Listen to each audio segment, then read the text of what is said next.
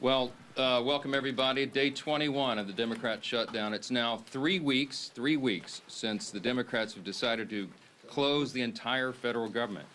I mentioned yesterday when we were gathered that this is now the longest full shutdown in American history. And yet again, Senate Democrats voted for the 11th time, 12 times overall, when you count House and Senate Democrats, to prolong the pain and keep the government closed. So we want to talk very briefly with you this morning about what that means, and then we're going to give you a little update on the Epstein matter. So far, this is what it means. So far, what this shutdown has caused to the economy and to the people of this country is really unconscionable. The U.S. economy has now lost hundreds of billions of dollars. We have federal workers who are desperate for pay and uncertain when they will get their next paycheck. You got families wondering if they'll go without food assistance next month because many people rely upon that.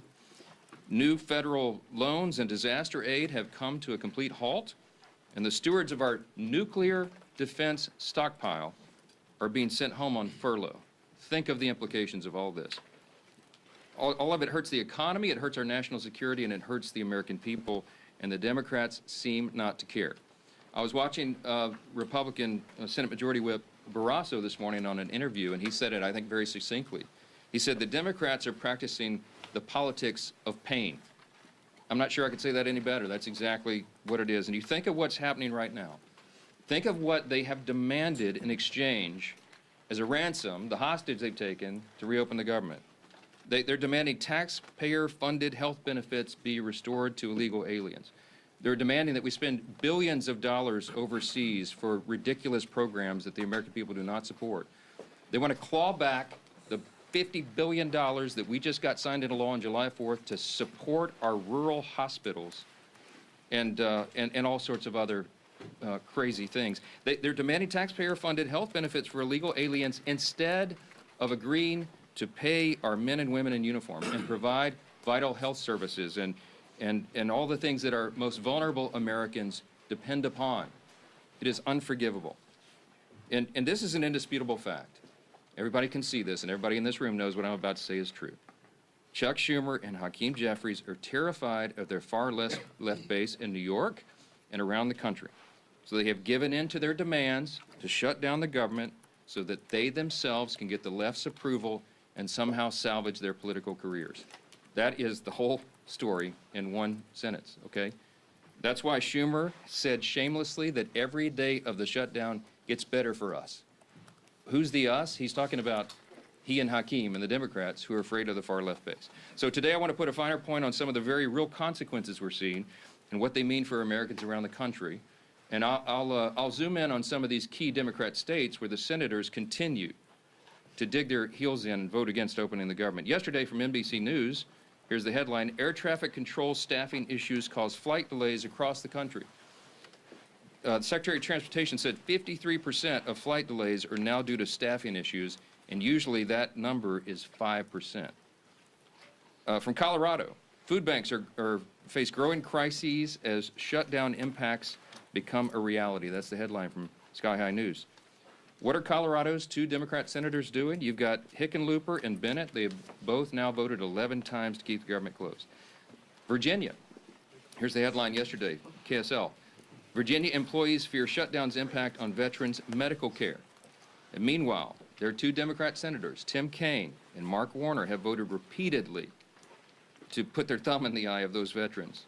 And they won't end this pain. From Hawaii, Hawaii News Now says, headline, government shutdown impacts telehealth for seniors in Hawaii. Seniors in Hawaii rely upon telehealth. Guess who's shutting it down? Their two Democrat senators, Brian Schatz and Mazie Hirono, voted again and again to keep the government closed and disrupt the health services for seniors in their own state. They've got a lot to answer to. From California, here's a headline, ABC 7 News. Alameda food banks step in to help TSA workers, families impacted by government shutdown. That is disgusting. And both of California's senators, Padilla and Schiff, have voted 11 times to block the pay of those TSA agents and their families, the paychecks they rely upon. From Illinois, WIFR, yesterday, federal courts in northern Illinois reduce operations due to government shutdown. The courts are reducing operations, and you've got Illinois Democrats Senators Duckworth and Durbin have voted to keep the government closed. We can do this all day long. That's a sample. Democrats used to care about the harm that shutdowns caused hardworking Americans, but now we can all see very clearly that was always based on politics and not principle, because they have thrown the principle out the window. And yesterday, there was an article from The Hill that laid bare that very fact. A Democrat senator was speaking anonymously and admitted, quote, people are going to get hammered if they vote for the House passed bill to reopen the government. The clean, nonpartisan CR, they're going to get hammered. Another insider said in that same story, quote, we would have enough votes to reopen the government if people were not terrified of getting the guillotine, okay? They mean it metaphorically, but in a political sense, that's exactly what they're concerned about. Now think about the fact that we're just laying out here. These are simple facts. We come out here every morning and remind the American people of what's going on. Do not let them distract you from the facts. The American people would have an open government if Democrats were not terrified of their radical base. That is the headline. Every single one of you should write that. That's the ugly truth. The Democrats are not governing in good faith. They're covering their own tail. They're out here decrying the so-called forthcoming health care crisis, they say. It's the one that they themselves created. The Democrats created Obamacare. They're the ones that created a subsidy with an expiration date. They're the ones that did all of this. Republicans are trying to fix it. And they're trying to blame Republicans for the crisis they themselves created. They cry foul when we won't bail them out of their own shutdown. I don't have anything to offer, as I've explained. I don't have any partisan priority I can pull off of the CR to make it more palatable for them. There's nothing to negotiate. They just have to do what they've always done in the past, that they did 13 times during the Biden administration, and they did as recently as March of this year, to open the government so that people can get their services and their paychecks. And they go before cameras incredibly, and they just lie to the American people over and over. It's a stunning thing to watch. It's time to stop the political games. The Democrats have got to stop this so that we can get back to the work here. For the sake of the American people, I hope they do. I hope Democrats finally come to their senses soon and the pain will end so we can reopen the government and get back to the hard work here. Let me say this. Now, while congressional Democrats continue their dangerous political games, the bipartisan House Committee on Oversight is conducting its investigation into the heinous crimes of Jeffrey Epstein. And it has continued. It has not stopped during the government shutdown. You have some of the, as I like to say, some of the toughest bulldogs in Congress on the Republican and Democrat side who are united in this cause for maximum transparency of the Epstein files. I'm for that. Chairman Comer is for that, the Oversight Committee chair. You'll hear from him in a moment. All these leadership team are, all the Republicans in the House are for maximum transparency and always have been. My good friend, Chairman James Comer, is going to give you an update on that shortly, but I just want to make a couple of key points very clearly before I bring him up here. Congressional Democrats are rudderless right now. I don't know how else to describe it. They don't have a message, they don't have a leader, they don't have any identifiable set of policy solutions for the problems facing the American people. Their party continues to hit all-time historic lows in poll after poll after poll, and many of you have reported on that. These are objective facts. They're utterly lost as a party, and everybody can see it. So what are they doing? They see a shiny object, and they latch onto it. Democrats did not say one word about the Epstein files for the entire Biden presidency. They had all the files in the Biden DOJ. They didn't say a word about it. 4 years, not a word. And suddenly now, they somehow convince themselves that the Epstein files will be damaging to President Trump and Republicans in some way that they've imagined, and so they feign outrage. Let me be very clear about this. I've met with some of the Epstein victims. Some of these brave women have come forward. They were here on Capitol Hill, as you all know. We heard their stories. It's gut-wrenching. It's disgusting what they've been made to go through, and they bravely came forward. We're working around the clock to ensure that justice is served, and also as part of the oversight to figure out why justice has been delayed for so long. All credible information we will ensure is released to the public, and we also, at the same time, are fulfilling our responsibility to protect the innocent victims. By the witnesses' own testimony, these ladies who've come forward, they estimate there may be as many as 1,000 young women who were subjected to these heinous crimes. And many of them have chosen not to come forward and show their faces and reveal their names because it would compound the harm that they've already suffered. And so we want to protect those people. That's the sum total of all of this. That's our responsibility. And short of that, we want maximum transparency, and that is exactly what the American people are getting right now. That oversight investigation, they're working around the clock, and here's what the latest update, if you're not keeping track. They have now subpoenaed and released 43,000 pages of documents. They have subpoenaed and released DOJ and Epstein estate documents, with more to come. They've issued 11 deposition subpoenas, and they've released Bill Barr's deposition transcript. Just a few days ago, they released the transcript from the interview with Alexander Acosta. They requested and begun to receive suspicious activity reports from the Treasury Department, and the department is fully cooperating in that. And they published letters from Eric Holder, Merrick Garland, and James Comey stating they had no knowledge or information related to the committee's investigation. Those documents include the ones that were released on Friday of last week, okay? The Epstein estate documents include his personal phone logs, his travel logs, his financial records, the ledgers that many people have been wanting to see, and even his daily calendar. The investigation and continued document release is ongoing even as we speak. And let me say this clearly as well. The bipartisan House Oversight Committee is already accomplishing what the discharge petition, that gambit, sought, and much more. The Epstein estate files that have been this new treasure trove, the third batch of information released right now, was not even included in the discharge petition. You didn't even think of it. And again, the investigation is bipartisan, it's nonstop, and it's far broader in scope than what is covered by the discharge petition, and has already yielded significant results. Unfortunately, some Democrats, and sadly even a couple of Republicans, have tried to make this a political issue. They seem to be more interested in trying somehow to lay a glove on the president than in securing justice for these victims, and I think that is shameful. But as Chairman Comer will tell you, the work of the bipartisan investigation continues, and we brought him here to share with you some of those thoughts. Chairman Comer, thank you for your hard work, and take it away. Well, thank you, Mr. Speaker. As Speaker Johnson already said, today marks the 21st day of the Schumer shutdown. Democrats' political games are hurting hardworking Americans. This week, essential federal workers won't receive their paychecks because Democrats voted against paying them.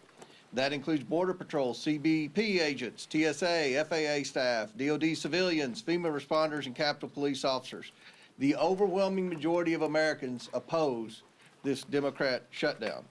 Democrats know it, so they're trying to distract from the fact that they shut down the government by pushing a false narrative about President Trump and Jeffrey Epstein. Let me be clear. No one is protecting Epstein or his associates. The House Oversight Committee is conducting a thorough review of the federal government's handling of the Epstein investigation, one that goes far beyond the discharge petition the legacy media is obsessed with. To date, the Oversight Committee has released over 43,000 pages of documents and issued 13 subpoenas. We've conducted a deposition with former U.S. Attorney General Bill Barr and a transcribed interview with former U.S. Labor Secretary Alex Acosta. I don't think I need to remind anyone in here, they are both Republicans and both former cabinet secretaries in the Trump administration. And guess what? Those interviews completely debunked the Democrat smear against President Trump. Barr stated that there was no evidence that President Trump was involved in Epstein's criminal activity. Acosta confirmed there was no contact with President Trump during the Florida case. No link, no conversations, nothing. Despite these facts, Democrats, especially Ranking Member Garcia, continue to spread lies about President Trump, and they are lies. They're infected with an incurable case of Trump derangement syndrome. Oversight Committee Democrats post daily about Epstein. In fact, they've posted or reposted about Epstein nearly 60 times on X since the shutdown began. You know how many times they posted about essential federal workers not receiving paychecks because they voted against funding the government? Once. They've posted about that once on the Democrat Oversight Committee, and over 60 times about Epstein. You see where their priorities are. Let's be clear. Democrats don't care about transparency or accountability in this matter. The evidence we've gathered does not implicate President Trump in any way. Public reporting, survivor testimony, and official documents show that Bill Clinton had far closer ties to Epstein. We're working to bring former President Clinton in for a deposition, but the Democrats aren't helping one bit. You would think, since we've already brought 2 former Trump cabinet secretaries in, they would be willing to bring in a Democrat who's had publicly a far closer relationship with especially Maxwell and Epstein. So why is that? That's a question every reporter should be asking Ranking Member Garcia and every Democrat on the committee. Why aren't you helping to bring Bill Clinton in for an interview and deposition just like we brought in Barr and Acosta? The Oversight Committee remains committed to accountability and transparency for the American people and for Epstein's victims. Our investigation has not stopped during this shutdown. We've released more documents just this past Friday. Democrats need to stop playing games and vote to reopen the government. With that, I yield back to the speakers. Thank you, Chairman Comer, and truly appreciate the hard work you continue to do to get the facts out. And that's what this has always been about. I want to continue to get those facts out, and your committee has been working tirelessly to do just that. As we enter the 3rd week of Chuck Schumer's shutdown, I think nobody can sum up just what is really going on better than the article yesterday in The Hill. You know, we've been saying up here for weeks that the real motivation behind the Democrat shutdown of the government is that they're afraid of the most radical far-left elements of the Democrat Party base. And yesterday, The Hill, in a pretty riveting article, laid bare the underbelly of the Democrat Party's motivation. It truly is fear of their own party's base that has driven the Democrats, especially in the Senate, to shut down the government. It's a calculated decision. And the continued votes, including yesterday, to keep the government shut down has been a direct result of the fear Democrats continue to have of their own party's base. Some of the most radical elements that you saw at the Hate America rally. We showed it up here on this dais yesterday with some of the most vile things that you saw. Many people that were holding signs calling for the death of the President of the United States. That's who Democrats in the Senate are most afraid of. And they're willing to inflict pain on millions of American families. And I think it's very important to understand what they're saying. There was one Senate Democrat aide who said people are going to get hammered by their liberal base if they vote to open up the government. So they're not concerned about the millions of families who are suffering because they're keeping the government shut down. They're just worried about getting hammered from their own base. And the Speaker laid out some of this too. There was another senator who said, quote, they'd vote to open up the government yesterday if left to their own devices, but don't want to risk an angry backlash from their base. They'd be more than willing to do it. They know it's the right thing to do to open up the government, but they're scared to death of the backlash from the radicals in the Democrat Party. Another person said enough Democrats would vote to reopen the government, quote, if people were not terrified of getting the guillotine. You know what that means. When they're more scared of their own party's base, you talk about profiles in courage, that's what we're experiencing. And maybe the worst was this, because the Speaker's gone over and over with some of the different states and the pain it's causing, not just here in Washington, but all around the country. In every state, there is real pain being inflicted. People that aren't sure if they're going to get another paycheck if they're working for the federal government. And there's a state, Georgia, that has a number of military bases, a lot of other federal workers. NIH is headquartered in the state of Georgia. And what is one of their senators, Senator Ossoff, thinking about all this? Another Democrat said, Senator Ossoff's calculation is, quote, do I vote to open the government up and get crushed and can't raise a single dollar of low dollar money? Or do I vote to shut the government down and get $3 million from online fundraising? That's disgusting. Senator Ossoff is more concerned about getting low dollar donations from maybe some donor in California who's going to click on an email and give him $100 for his reelection. And so he's causing suffering on tens of thousands of people in his home state of Georgia. Senator Ossoff ought to send that tainted, dirty money back if he's raised $3 million off of the shutdown, off of the suffering he's caused, just so that he can get some more money from radicals around the country. Go look at his finance report during the shutdown. The low-dollar donations that he's more concerned about getting than opening up the government, which is the right thing to do, because they're scared to death of their base, because they want to keep getting low-dollar donations from the most radical members of the Democrat Party. That's what this is about. And we've been saying it, but now that Hill article truly exposed it, with anonymous senators finally speaking freely, with other Democrat aides admitting what's really going on their side. And when they asked the speaker, gee whiz, is there something else you can offer? What is there to offer to a party who's so morally corrupt and bankrupt that they're willing to sell out the American people because they're either scared of their base or they want to just keep getting low-dollar donations from donors around the country who are rooting for chaos for America, who want to undermine this country? That's what's going on here. And the American people are figuring it out. People in Georgia are figuring it out. They know why they're seeing the suffering, and their own two senators are voting for that suffering, and now you know why. It's laid out in full display for everybody to see. We're here ready to get back to the people's work for all the American people, not just for some far-left radical base who's holding the Democrat Party in D.C. hostage. Finally show some courage, some moral clarity. All we need is 5 senators to stand up and do the right thing, and it's long past time they do it. Now our whip, Tom Emmer.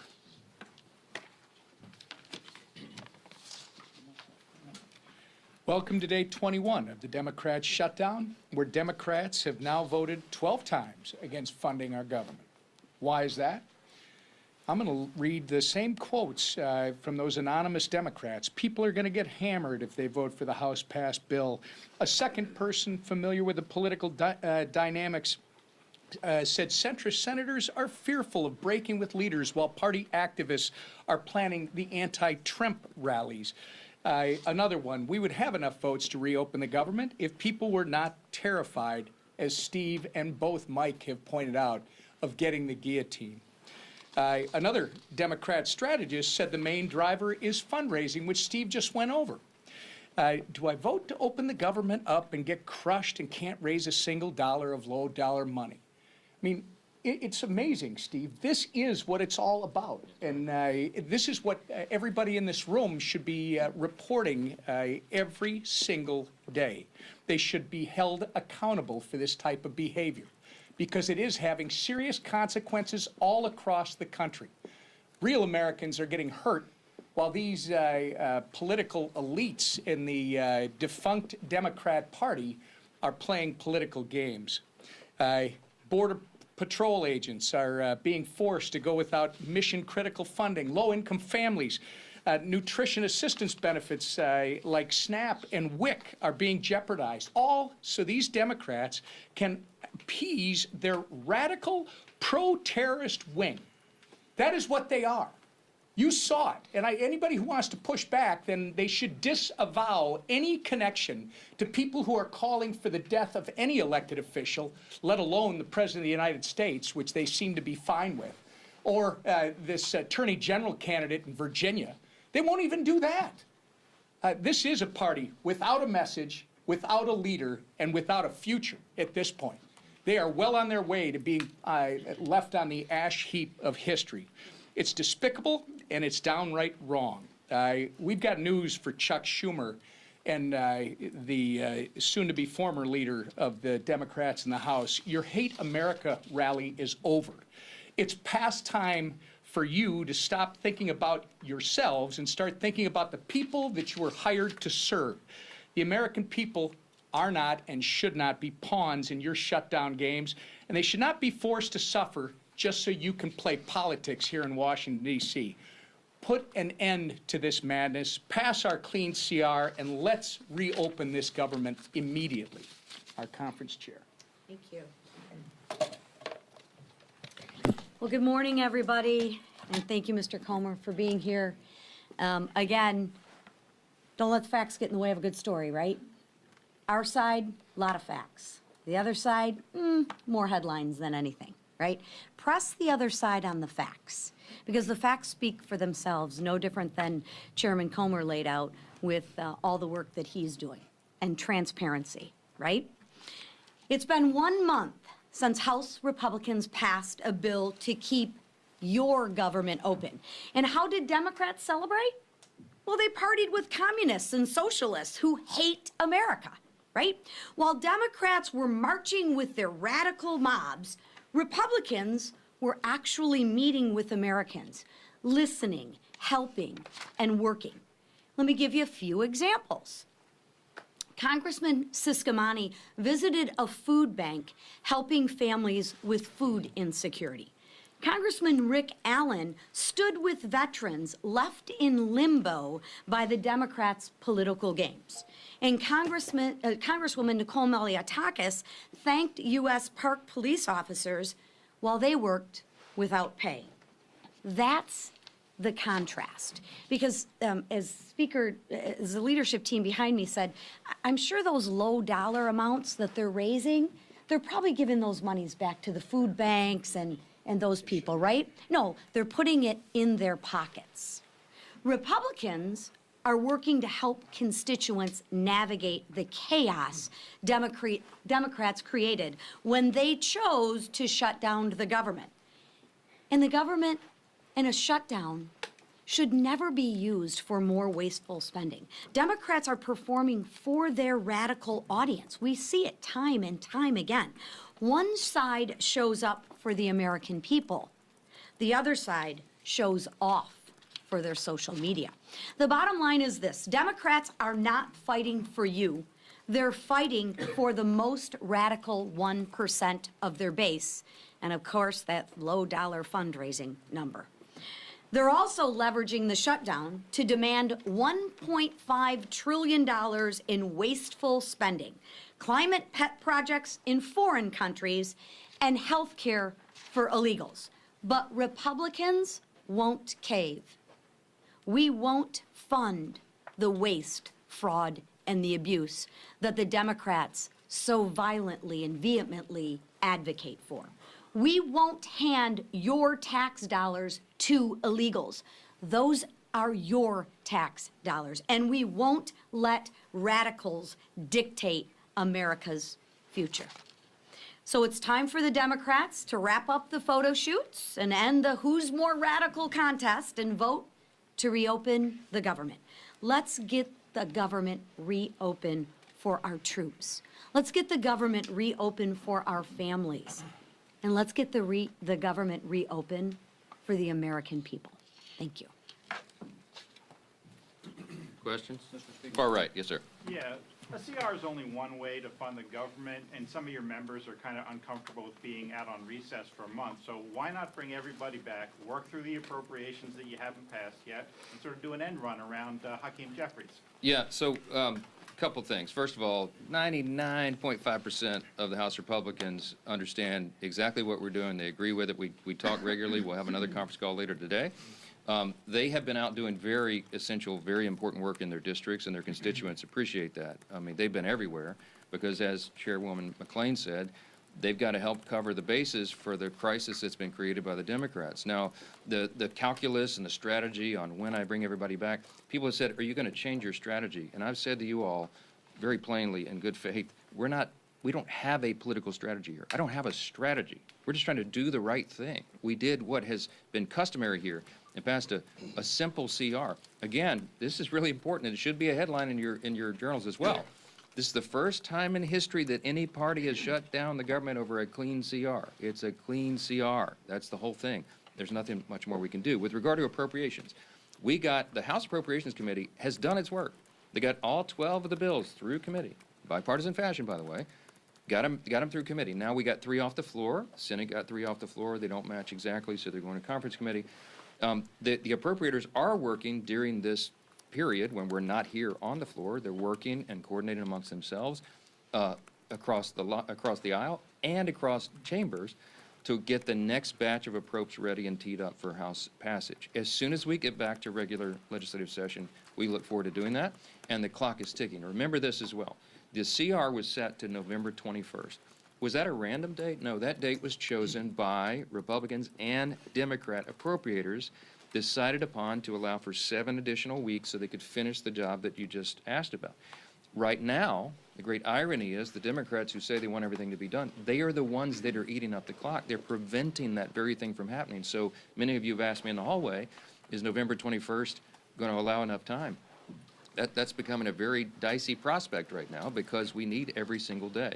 Now, the appropriators are working right now. As we speak, they're working on it. I myself have spoken to appropriators in the Senate on the Democrat side. I mean, we're trying to prepare this work and to get it done as soon as possible, but it is true that the pressure gets turned up every day of the calendar that's eaten up by the Democrats' political nonsense. Back row, yes, sir, on the best. Thanks.